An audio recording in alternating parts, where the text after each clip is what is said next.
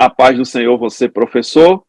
A paz do Senhor aos meus amados irmãos, presbítero Otoniel Félix, e o meu querido irmão João Felipe. Nós estamos aqui mais uma vez para, junto com vocês, compartilhar um pouco da palavra de Deus neste que é o seu EBD em Síntese podcast. Desta feita, a lição de adolescentes e segundo trimestre de 2023, lição de número 7, número da perfeição, número de Deus, o estabelecimento da monarquia é o nosso tema de hoje. Quero cumprimentar você, professor, e os meus queridos e amados aqui que dividem esta bancada honrosamente comigo, a paz do Senhor. Pai do Senhor, professor Raniel, professor João, com prazer mais uma vez estarmos aqui cooperando com vocês e somos gratos a Deus pela oportunidade. Pai do Senhor, professores, Pai do Senhor, você que está aí nos assistindo, chegamos à 7ª lição e vamos lá que vai ser bênção. Com certeza é um prazer para nós estarmos aqui contribuindo com a obra do Senhor e graças a Deus, gozando da confiança dos nossos pastores, o Senhor colocou esse projeto no coração deles, primeiramente o pastor Martim Alves, nosso pastor presidente da EADERN, e também o pastor Reinaldo Odilo, diretor do DENEC, o Departamento de Ensino e Educação Cristã. Este projeto, ele advém de um projeto chamado EBD em Síntese, que é capitaneado pelo DENEC aqui no Rio Grande do Norte, que tem como objetivo trazer, pontuar mais conhecimento das nossas lições bíblicas da nossa querida EBD. E hoje, nosso tema, eu li e achei muito interessante, fala de monarquia, e não somente de monarquia, mas do primeiro rei de Israel. E esse assunto, ele tem algumas aplicações muito interessantes. Lembrando a você, professor, se inscreva, compartilhe esse canal abençoador com os outros professores, com os teus alunos, por que não, né? Compartilhe, esse conhecimento é conhecimento da palavra de Deus e seguimos aqui com a lição de hoje, que tem 3 objetivos básicos. Primeiro, refletir sobre o uso do livre-arbítrio e suas consequências. Segundo, ensinar quem foi Saul, sim, porque ele foi o primeiro rei, né? O estabelecimento da monarquia iniciou com o rei Saul e como ele se tornou o primeiro rei. E terceiro e último objetivo, destacar que precisamos ter nossa vida guiada pela vontade de Deus e não pelas preferências do nosso coração. E isso tem tudo a ver com a aparência e o porte do rei Saul, né? Isso tem uma ligação muito forte com o nosso dia a dia, com as nossas escolhas, com a nossa forma de enxergar a vida, e aí onde está, para mim, o maior ganho dessa lição, que é a aplicação na vida prática nossa, porque o aluno, talvez na adolescência, pense, o que é que eu tenho a ver com monarquia? Até o Brasil, que onde eu moro, é um país que não tem monarquia há bastante tempo, há mais de 200 anos. Por que eu preciso estudar esse tema, né? E a Bíblia, a palavra de Deus, ela foi escrita para o nosso ensino, toda ela, né? Toda a palavra é divinamente inspirada, né? Assim está escrito como Paulo escreveu a Timóteo. Pois bem, nossa lição, ela se inicia com essa escolha do rei que partiu de uma oração, de um clamor, de um desejo do povo, né? Percebam, você, professor, frise isso para o teu aluno, não foi o projeto que Deus criou, foi algo que partiu do coração do povo. Então, eles oraram, clamaram a Samuel, pedindo um rei. Não é isso, professor João Felipe? Exatamente, professor Raniel. E interessante que o pedido do povo às vezes a gente, quando vai falar da escolha de Saul, a gente diz, não, o Saul foi um rei assim tão mal, fez tantas coisas más, porque foi o povo que escolheu. Tem muita gente que ainda peca, comete esse pecado, dizendo que o povo escolheu e não Deus. Mas Deus tem um controle sobre todas as coisas, ele que coloca reis, ele que tira reis, e a gente vai ver que, mesmo sendo um pedido do povo, e até um modo um pouco estranho, como o povo pediu, mas Deus ele se fez presente em toda a escolha e toda a questão da escolha de Saul. E interessante que, analisando o contexto da época, a gente sabia que lição passada foi vista sobre os juízes, não é mesmo? E a gente sabe que os juízes governavam Israel, eles lideravam Israel até Samuel. E Samuel ele já estava bem velho, e seus filhos que deveriam dar continuidade ao legado do pai, digamos assim, com certeza tinha uma certa expectativa sobre os filhos de Samuel, que não era só juiz, mas era juiz, sacerdote e profeta, né?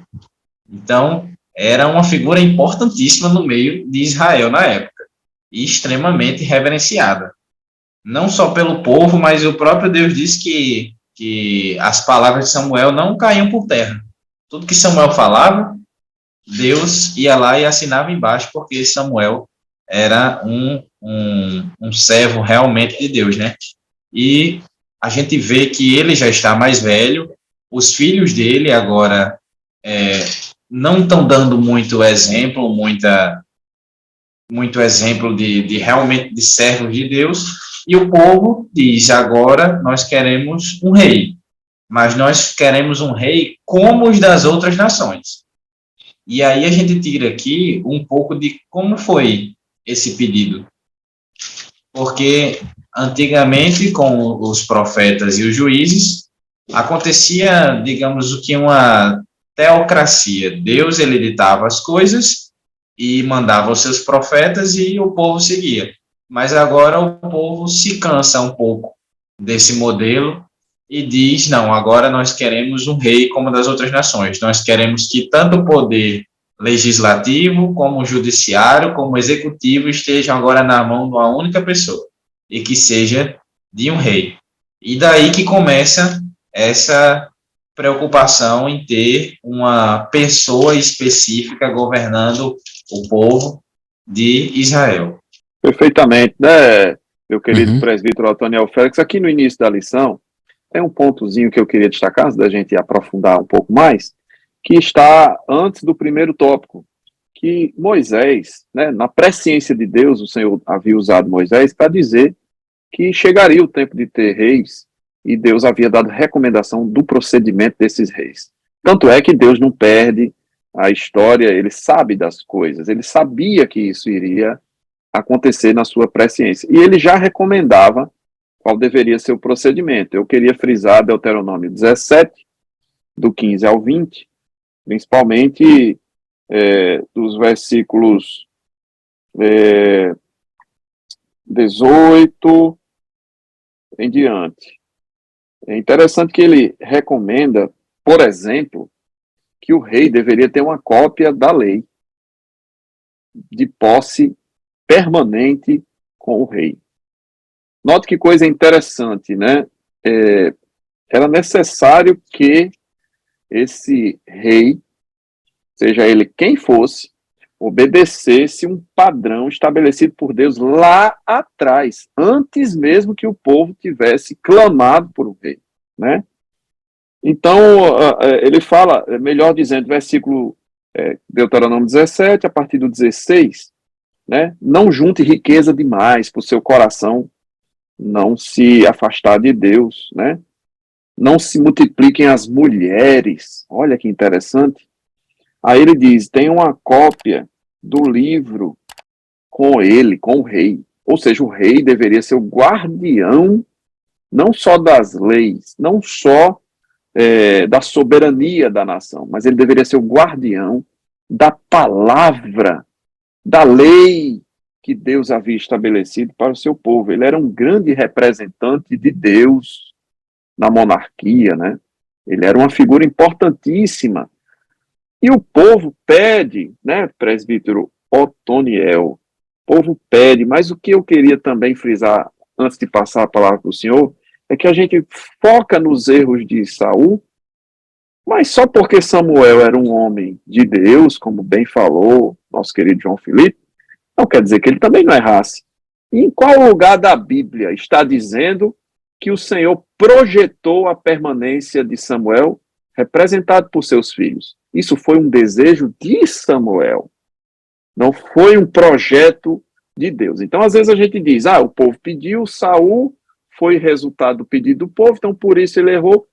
Não esqueçamos que estamos falando da raça humana caída, pecadora, e, portanto, Samuel, mesmo sendo conhecidamente um homem de Deus, poderia ter induzido o povo ao erro também, colocando de forma nepótica, né? Nepotismo, botando seus filhos para ficar no seu lugar, sem consultar Deus, né, presbítero Otoniel?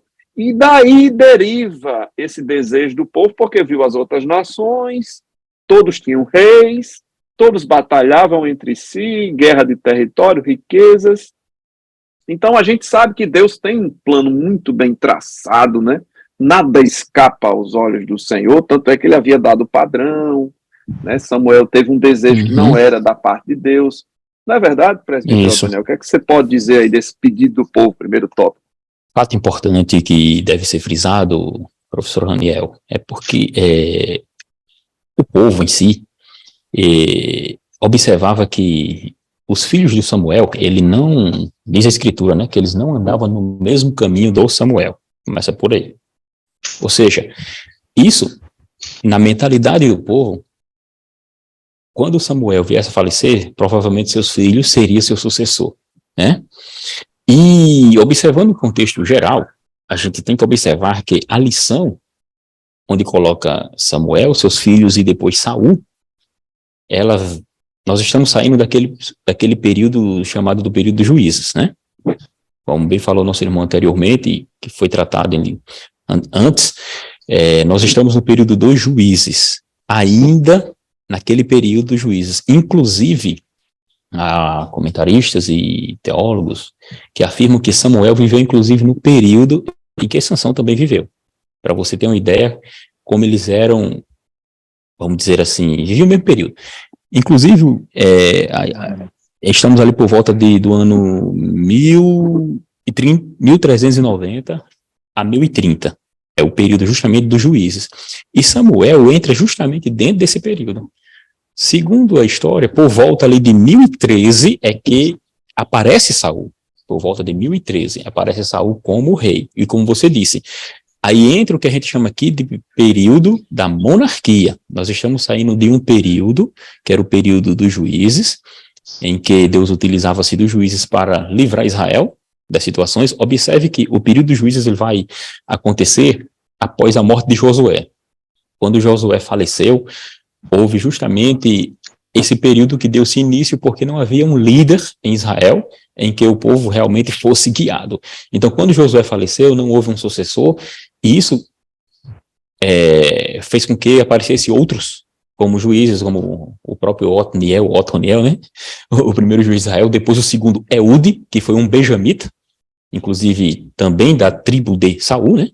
E esse período aí, justamente nós devemos focar nele para demonstrar onde é que se situava o povo e o motivo do povo pedir um líder, porque não havia de fato um líder. O que tínhamos? Tínhamos Samuel, que apareceu como profeta, como você disse, sacerdote. Também, devido à morte do próprio Eli, Samuel agora assume essa função, e devido às características de o que seus filhos estavam fazendo, as pessoas que ali estavam sem líder, sem nenhuma informação. E note que a leitura da escritura, como você leu aí, que Deus determinou que os reis leissam, né? Os reis e todo aquele que tivesse diante na liderança em si, os sacerdotes, eles deveriam ter a leitura da escritura diariamente. Mas o povo não tinha esse contato com a escritura. O povo já era guiado por um líder que estava sendo estabelecido. E no caso ali era Samuel. Aí onde vem a questão do chamado estabelecimento da monarquia. Aí eu acredito que na aula o professor, no domingo, deve ensinar ao seu aluno o que seria o sistema de governo chamado de monarquia, porque é um sistema de governo, junto com presidencialismo, teocracia, monarquia absolutista pode ser, nós temos também a chamada monarquia constitucional. Então, é um sistema de governo. É importante frisar, como você bem falou, Raniel, nós fomos antes, nosso país, o Brasil, ele teve um sistema de governo chamado de monárquico, né? Que depois, nós temos aí o chamado hoje, o presidencialismo, né?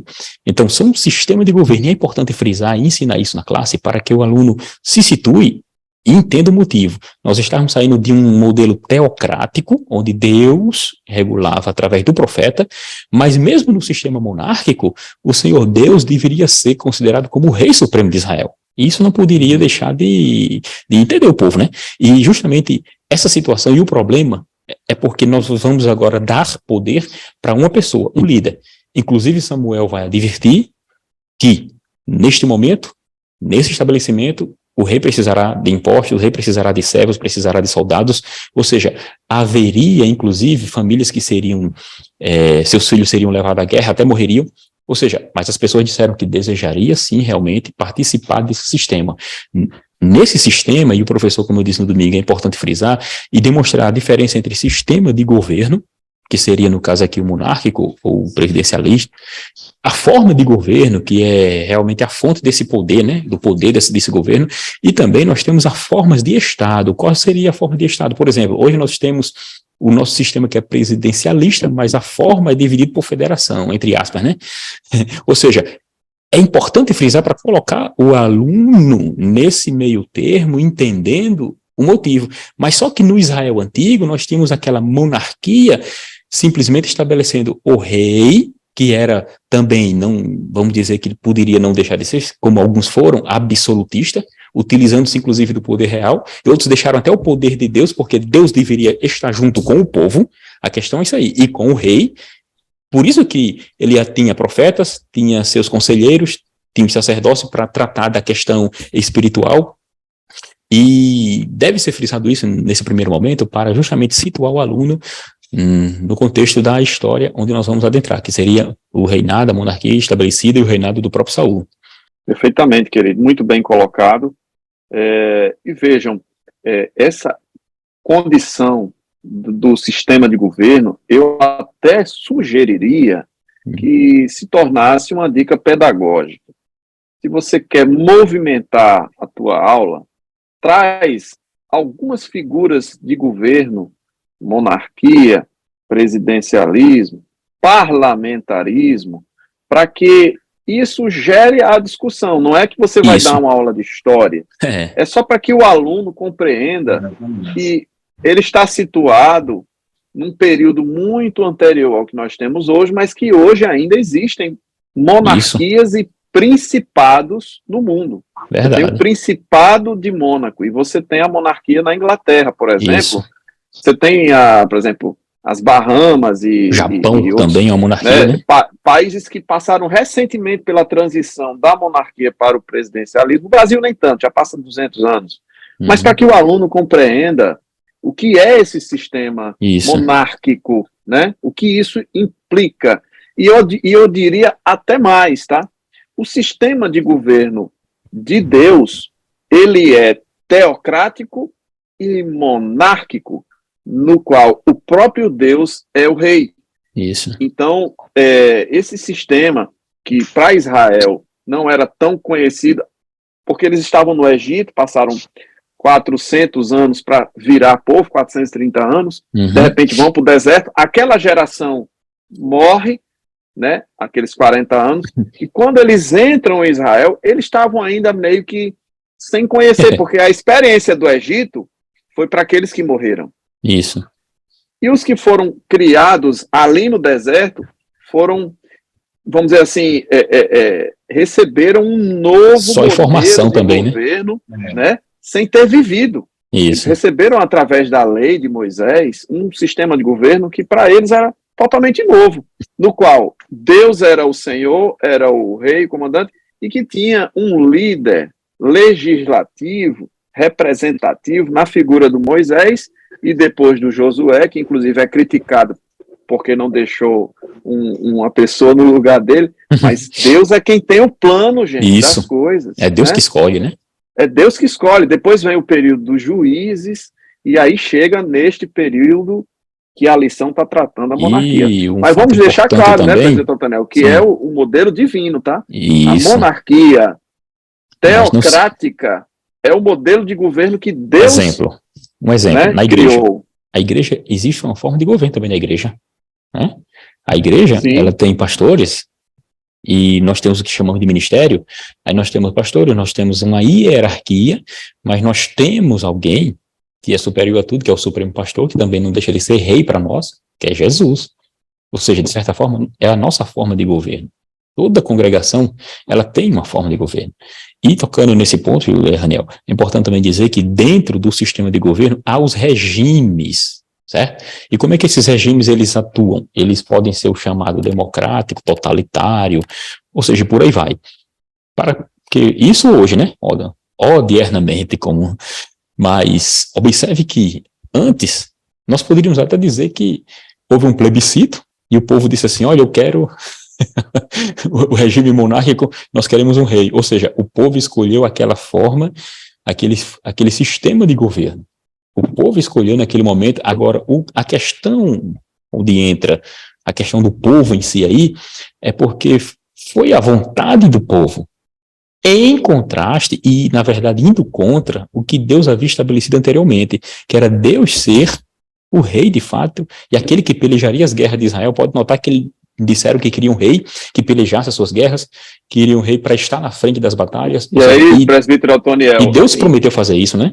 Se o padrão de Deus era a monarquia teocrática, então por que o povo pecou e impediu o rei? É porque eles queriam que o rei homem fosse a figura principal, e não o rei dos reis. E no fundo estava negando Deus. Isso, então no final das contas, eles estavam rejeitando o profeta Samuel e rejeitando o próprio Deus, colocando Saul em evidência, né, como o grande rei e senhor, vamos dizer assim. E isso sim para Deus cheirou mal.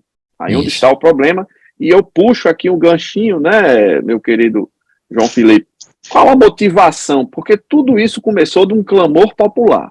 O presbítero Otoniel até falou dessa questão do plebiscito, não deixa de ser isso que aconteceu, né? Clamaram, houve um clamor popular. E até hoje, o clamor popular tem muito peso nas decisões governamentais, né? Quando o povo se une e consegue clamar por um motivo qualquer que seja, os governantes tremem, porque emana do povo, né? Dizem que o poder emana do povo, e de fato sim. Só que esse povo, que a gente costuma dizer, a voz do povo é a voz de Deus, não é bem assim, meu caro amigo, meu caro professor. Né? Neste caso em particular, a voz do povo não era a voz de Deus, e aí vale um alerta para nós, cristãos, que a motivação por trás daquele clamor foi o que ofendeu a Deus. Né? Era a desconfiança de que o Senhor era suficiente e o único necessário para manter aquela nação em segurança. Eles não confiavam no Senhor. Então, essa motivação que causou toda essa problemática, né, professor João Felipe? Exatamente, porque pela própria lei, como a gente viu, pela própria lei de Moisés, isso já estava previsto que aconteceria. Então, nada pegou Deus de surpresa ali, né? Não tem como acontecer um negócio desse, Deus, agora fiquei magoado porque me pegaram de surpresa aqui. Não. No contrapé. Pegaram Deus no contrapé. Um pequeno contratempo aqui comigo, porque agora me rejeitaram que era um rei. Não foi isso, mas Deus sondou nos corações do povo, sabia exatamente que a intenção real era exatamente apartar-se de Deus ali naquele momento, que a partir do momento que eu coloco agora uma figura humana para reger uma nação, porque foi assim que eles pediram, assim como as outras nações, que tinham uma pessoa ali, algo físico, e esse físico é corruptível, talvez o físico corruptível faça mais nossas vontades, que também somos corruptíveis, e nos critique menos do que o Deus que está lá em cima nos pedindo para agir conforme a vontade dele completamente. Então, é um ato completo de mascarar uma atitude de querer se apartar do Rei dos Reis, né? Como foi bem dito aí. E note que isso é aplicável aos dias de hoje, a gente aqui, sim, por quê?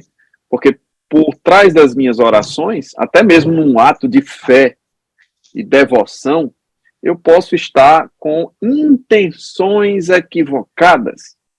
E muito cuidado, meu caro aluno, meu caro professor, naquilo que você pede a Deus, porque ele poderá até atender e poderá ser danoso.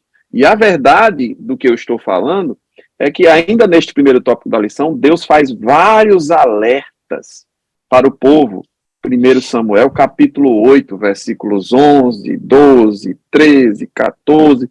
Ele vai dizendo, olhe, cuidado, ele vai fazer vocês trabalharem em serviços forçados em benefício do rei.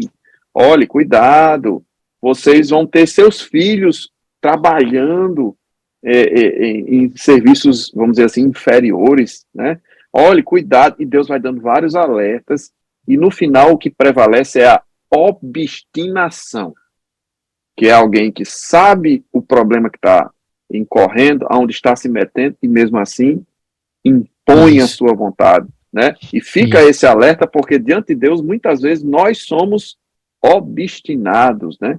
Igual aquele povo. E interessante que nesse ponto aí da lição, professor Raniel, essa questão do pedido, né?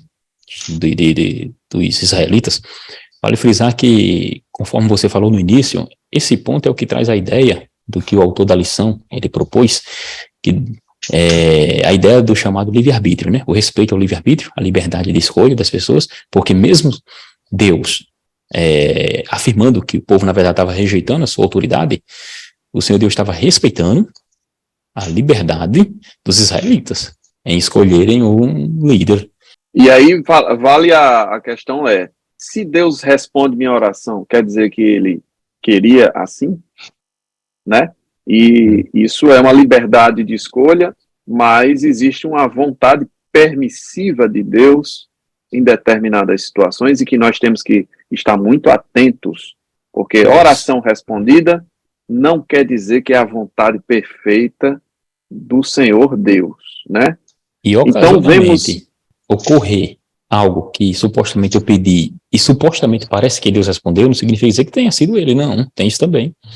Porque pode ocorrer muito bem de não ser Deus que está respondendo. Pois ele mesmo fala que a palavra de Deus fala lá que pedis e não recebeis porque vocês estão pedindo para o seu próprio contentamento, só os seus próprios deleites.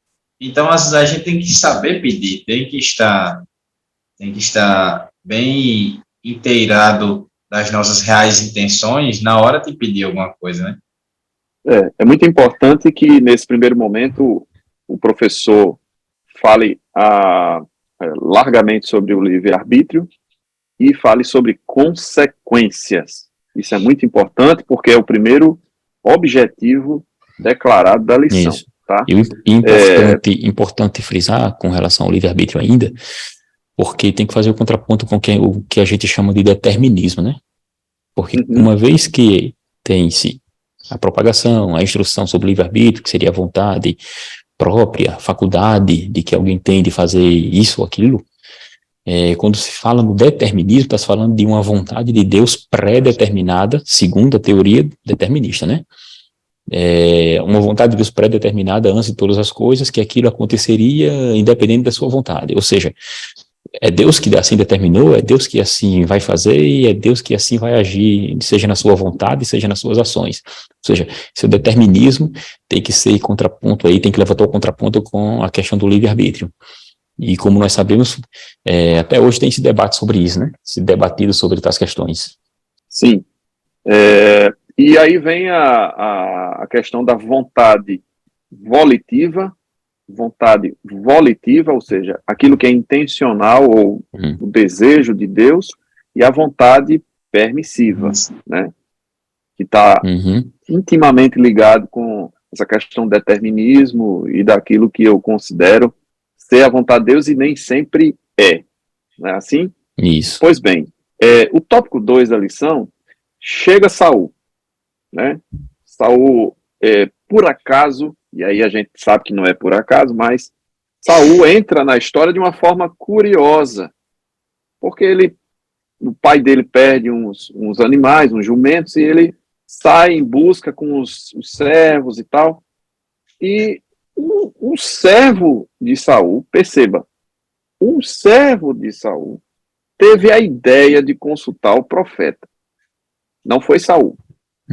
Ele deu ouvidos àquele servo, pareceu um bom conselho, e nisso tudo Deus estava trabalhando para que Saul chegasse até o profeta Samuel, e aí sim, Deus já havia revelado para Samuel que haveria um homem que chegaria assim, assim, assim. Então perceba que mesmo nessa situação, que Deus estava atendendo um pedido do povo, mesmo por obstinação, mesmo assim Deus atua em cima daquilo que foi pedido. E o que é que foi pedido?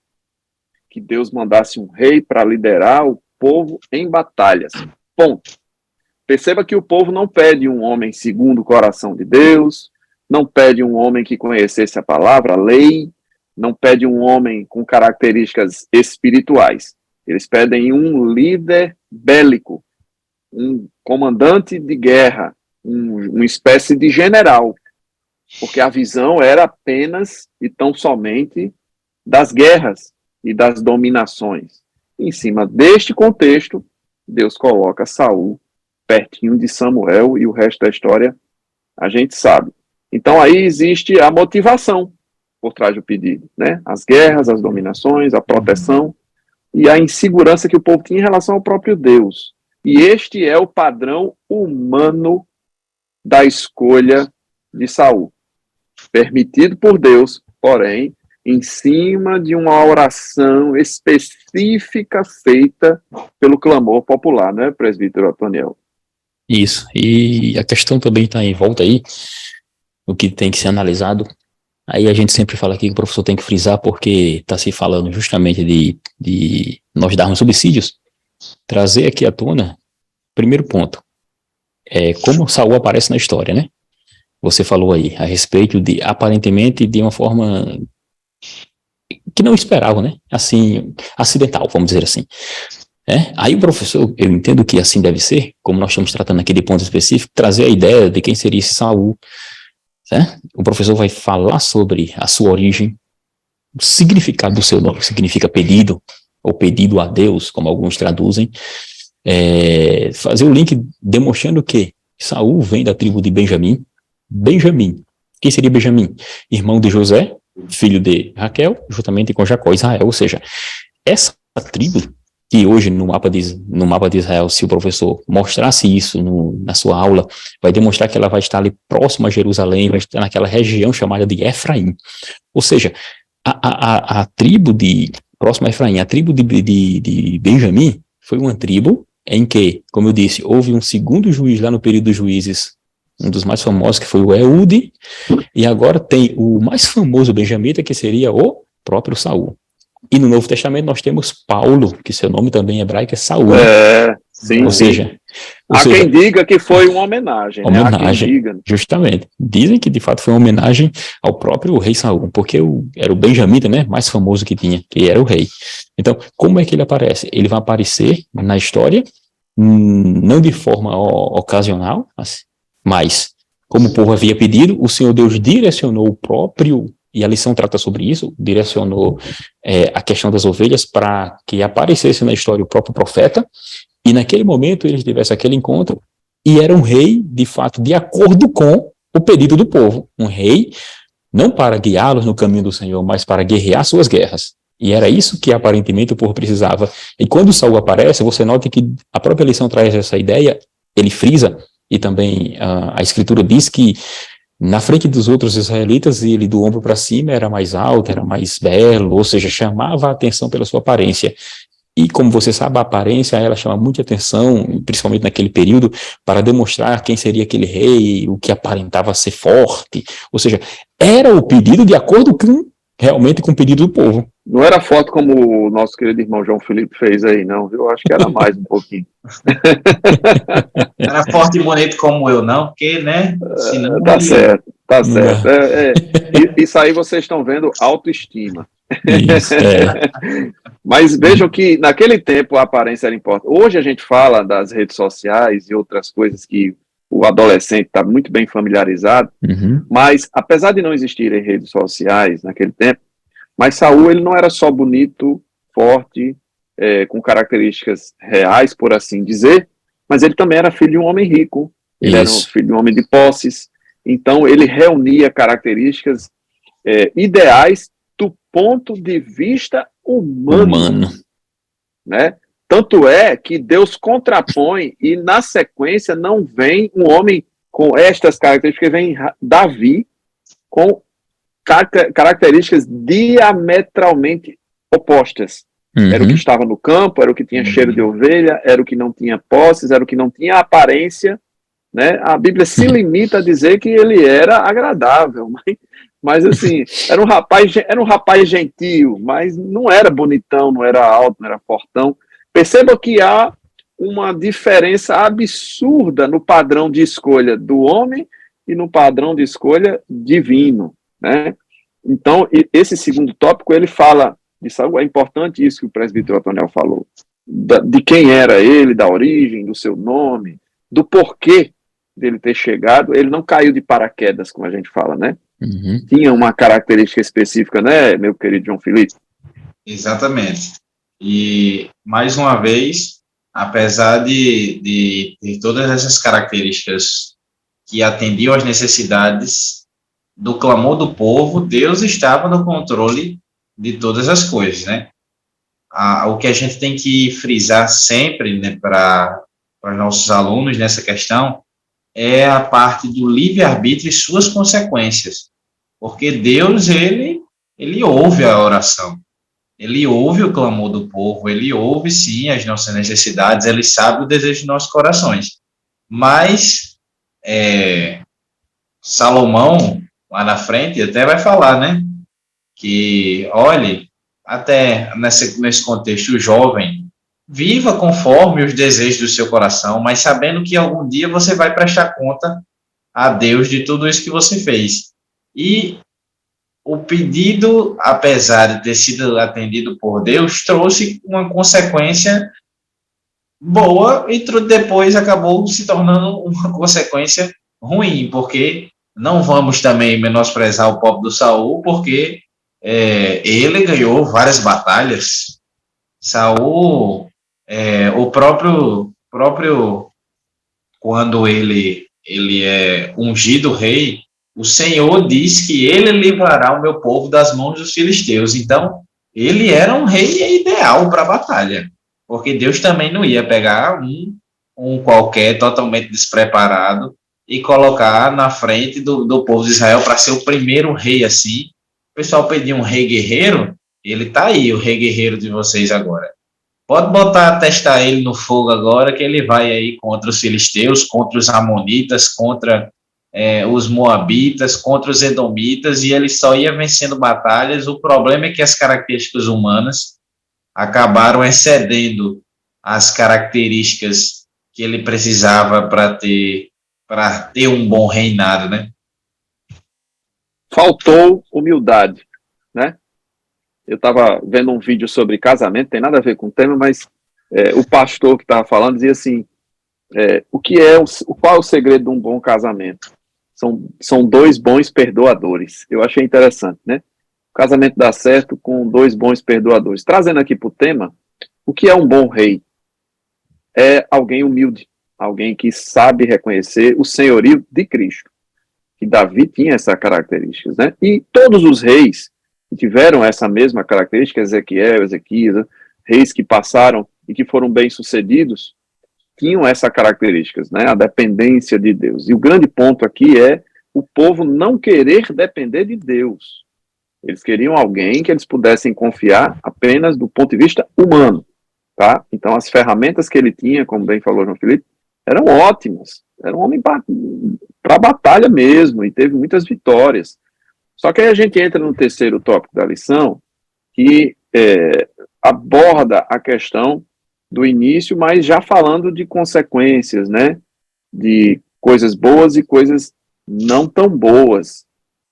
E já estamos falando de consequências mesmo. Então, eu quero frisar aqui que o segredo da caminhada não é o início, mas é o fim. Como o apóstolo Paulo diz, terminei a carreira, guardei a fé, ou seja, eu fui bem até o fim, né? E a palavra de Deus também fala em Apocalipse e outros livros, né? Bem-aventurado você no fim, né? Se você guardar firme até o fim. E aí diz a palavra de Deus, 1 Samuel 10, 5-9, que Saul foi cheio do Espírito Santo de Deus. O começo foi bom, né?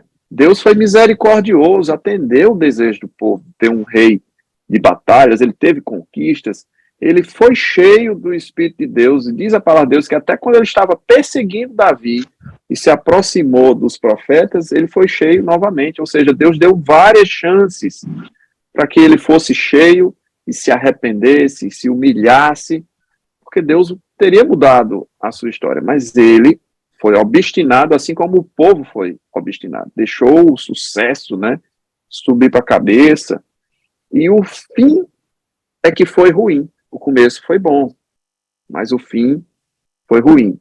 E essas consequências do fim preocupam mais do que o início. Às vezes o nosso início na caminhada nem é tão bom, né, João Felipe? Mas o segredo está no fim da carreira e não no início. E talvez por ele ser um dos homens mais altos de Israel, ele não percebeu que a altivez de espírito estava até excedendo a sua própria altura, estatura, né? E como Salomão vai falar também, a altivez de espírito precede a ruína. Tá lá em Provérbios também, que né? Porque o ponto principal aqui nesse tópico está falando justamente em obediência e desobediência dele, né? Ou seja, militarmente talvez ele teria sido, de fato, um bom, entre aspas, pelejou em algumas pelejas, porque entre aspas, porque em algum momento ele entra justamente no quesito de desobediência, né? Ou seja, ele ia para as pelejas, mas não obedecia. Ele era uma pessoa que era, vamos dizer assim, dava ouvido mais ao povo em si, de que a ordem divina. Isso é um problema. O início, como você disse, foi interessante, mas o fim não foi bom. O contrário daquele rei chamado de Manassés. O pior rei que já passou na história do Reino do Sul. Manassés. Manassés era, inclusive, descendente de Ezequias, né? Ou seja, Manassés era tão ruim que passava seus próprios filhos no fogo ao deus Moloque. Mas a Escritura vai dizer que no final de da sua vida ali, já lá no segundo livro das Crônicas, no capítulo 33, né? No final de sua vida, ele se arrepende e clama a Deus. Inclusive, recebe uma bênção, né? Que ele estava exilado. Ou seja, observe que a maldade que aquele homem fez, se fôssemos como nós, diríamos o seguinte: olha, nesse momento agora tu só vai sofrer, porque foi ruim até agora e agora quer dar uma de, né? Não é assim.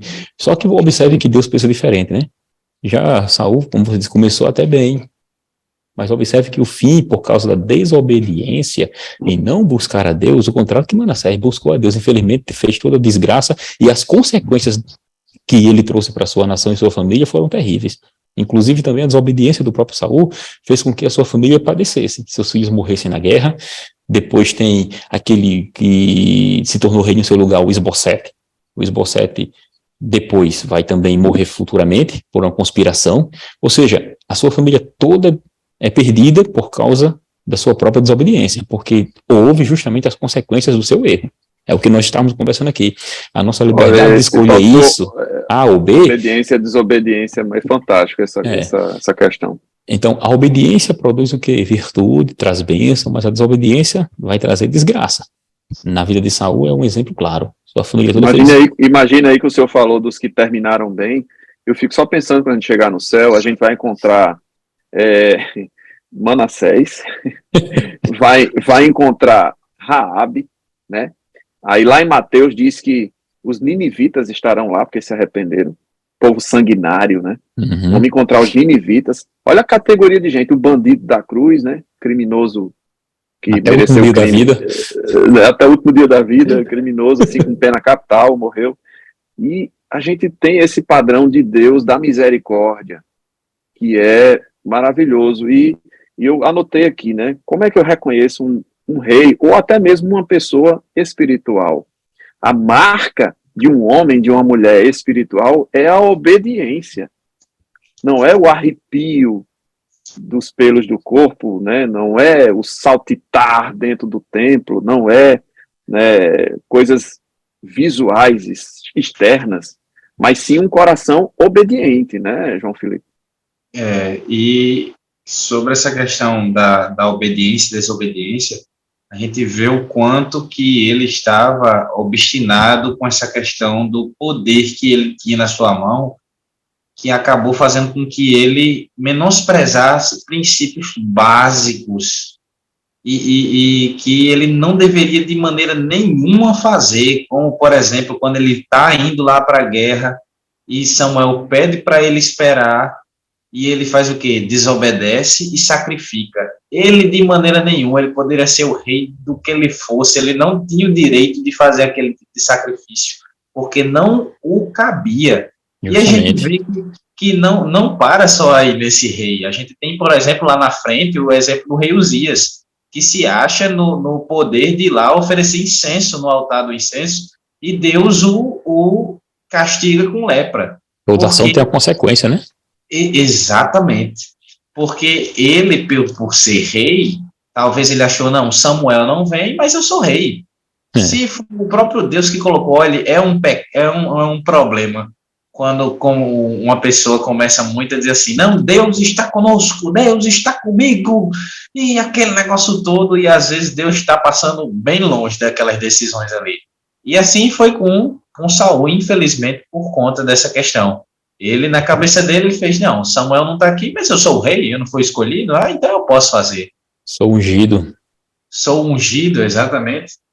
E aí você observa que tem uma outra coisa também, que a desobediência vai trazer aí, porque essa desobediência foi também já em virtude da pressão que ele estava sentindo, pela suposta demora do Samuel. Aí o professor frisa isso na classe para demonstrar que nem sempre quando alguém nos pressiona para fazer algo, significa dizer que seja o melhor ou o correto fazer. Tem que se colocar em mente isso. Em primeiro lugar, obedecer, e se aquela pressão, vamos dizer assim, aquele pedido está de acordo com a vontade de Deus. Jesus vai dizer em João capítulo 15, versículos 14 a 16, vós sereis meus amigos, se fizer do que eu vos mando. Ou seja, tem que obedecer o Senhor. Como é que vai ser amigo do Senhor desobedecendo? Não pode. Exatamente. E essa questão que você falou da obediência, presbítero Daniel, ele está ligado à questão da paciência, e o contrário também é verdade. A desobediência está muito ligada também à impaciência, por não querer esperar o profeta, por não querer esperar a vontade de Deus, e isso, para mim, é uma das marcas desta geração. O professor está se dirigindo a adolescentes. Qual é a idade aí? Eu acho que 12, a 14, talvez, né? É isso mesmo, a faixa etária da classe? Pois bem, é uma marca desta geração, é a impaciência. E isso precisa ser tratado também, porque pela impaciência de Saul, assim como muitos que erraram, você comete erros gravíssimos, né? Ele perdeu a bênção de Deus por conta da desobediência, que foi fruto da impaciência, da pressão, como bem falou o presbítero Antônio, a pressão que sofreu, a impaciência gerou a desobediência, a obstinação, né? Então essa marca é muito forte nessa geração, tá? Os adolescentes de hoje são muito impacientes. Eu tenho uma filha que está chegando nessa idade, meu Deus do céu, tem que ser para agora, tem que ser para já, muito cuidado com isso. Nós já estamos caminhando para o finzinho aqui da nossa lição. Eu deixo esse comentário final, né, frisar aqui as características de Saul. A marca de Saul terminou por ser a altivez, a impaciência e a desobediência. E que nós tenhamos cuidado com isso, porque isso está bem coladinho na questão da feitiçaria, da soberba, daquilo que foi o pecado do próprio Satanás na origem do pecado, né? Porque o pecado não se originou na terra, tá, gente? pecado se originou no céu, através de Satanás, por ele desejar ser igual a Deus, a soberba, né, que gerou a impaciência, a desobediência. Saul foi pelo mesmo caminho de Satanás. Não é à toa porque ele deixou Satanás plantar essa semente no coração dele. E é exatamente com esse exemplo de Saul que a gente tem aquela famosa frase que é melhor obedecer do que sacrificar. Porque até como um ato de tentar justificar o seu erro, né, depois que ele recebe a ordem de ir lá e matar todos os amalequitas, e ele tem a brilhante ideia de deixar as ovelhas e os bois vivos, e ainda trazer o rei amalequita. E eu acho muito engraçado no momento que Samuel chega lá e faz: Saul, você fez tudo que foi lhe ordenado fazer, Saul? Aí Saul, fiz. E diga uma coisa, Saul, e essa zoada de cabrito que eu tô escutando, é o quê, Saul? Aí Saul, não, mas a gente deixou vivo para sacrificar. Aí é quando Samuel diz essa frase tão conhecida: é melhor, Deus ele quer a obediência, ele não quer o sacrifício, é melhor obedecer do que o sacrificar. Porque de que adiantaria ele oferecer aquele sacrifício se a coisa básica que foi pedida a ele, que foi a obediência, ele não soube cumprir? Então, de que serviria aquele sacrifício? Interessante que Davi, o salmista Davi, né, o rei Davi, o salmista Davi, escreve no Salmo 51, né, sacrifício e oferta não quiseste. Ele tinha entendido também que isso que Samuel falou era uma grande verdade. Deus não está preocupado com sacrifício. Ele quer obediência. E às vezes a obediência não é sacrificar. A obediência a Deus é o que Deus manda. Simples assim, né, presbítero Antônio? E é importante também trazer à tona de que na lição vai tratar de povos como Moabitas, Amonitas, Amalequitas, como você acabou de falar. E o professor, no domingo, é importante trazer a ideia de quem seriam esses povos, onde eles se situavam. Por exemplo, Moabitas e Amonitas. De acordo com Gênesis 19:30, eles seriam descendentes de Ló e de sua filha, né? Aquele incesto que houve lá. Ou seja, os Amonitas e Moabitas são descendentes do próprio Ló. De Benjamim e Moabe. Isso. Ou seja, é importante trazer essa ideia porque eles se tornaram inimigos de Israel. Eram familiares, de certa forma, né? Parentes. Ou seja, se tornaram inimigos. Os amalequitas, eles seriam, na verdade, um descendente do próprio Esaú, né? O próprio Esaú. Ele vai descender justamente de Amaleque, e ele seria um descendente de Esaú, que também é Domitas, Edom, é também descendentes e faz referência a Esaú. Então, é importante trazer essas questões, porque situa o aluno onde ele estiver, traz um conhecimento específico sobre determinado povo, né? Sobre certa circunstância, e eu também talvez poderia nem trazer essa questão aqui, mas eu acho interessante trazer com relação a uma curiosidade, na verdade, porque a Escritura vai dizer em 1 Samuel capítulo 13, versículo 1, vai trazer a ideia do reinado de Saul. Alguns textos vai trazer 40 anos, outros não traz, dependendo da versão que você tiver, e o aluno pode ter na classe uma versão lá, e na hora que ele abrir vai ter 3 pontinhos.